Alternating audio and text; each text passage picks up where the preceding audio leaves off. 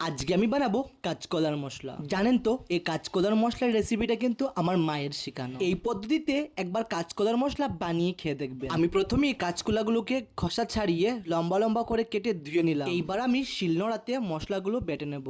আমি এখানে নিয়েছি গোটা জিরা, গোটা ধনিয়া, শুকনো লঙ্কা, কাঁচা লঙ্কা আর আদা। মশলাগুলো ভালো করে শিলনোড়াতে বেটে নিলাম। আর জানেন তো আমার মা সবসময় বলেন শিলনোড়াতে মশলা বেটে রান্না করলে রান্না খুব স্বাদ হয়। এইবার আমি ব্যাটার তৈরি করব।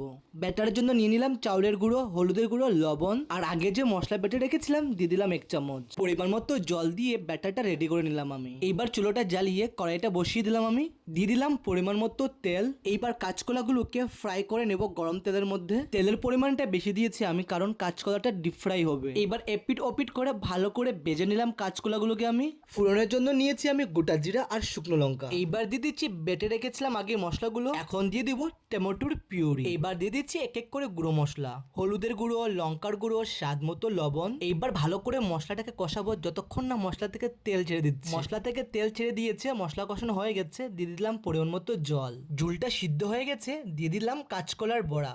এইবার দিয়ে দেবো আমি স্বাদের জন্য গরম মশলা। দেখুন কি সুন্দর একটা কালার হয়েছে। সুগন্ধের জন্য দিয়ে দিচ্ছি বিলাতে ধনিয়া। হয়ে গেছে আমার কাঁচকলার মশলার তরকারি। এইরকম আমার মায়ের স্টাইলে একবার বানিয়ে খেয়ে দেখবেন কাঁচকলার মশলার তরকারি, স্বাদ লাগবে কিন্তু। অসংখ্য ধন্যবাদ সবাইকে সম্পূর্ণ ভিডিওটা দেখার জন্য। অপেক্ষায় থাকবেন নতুন একটা ভিডিওর। ধন্যবাদ।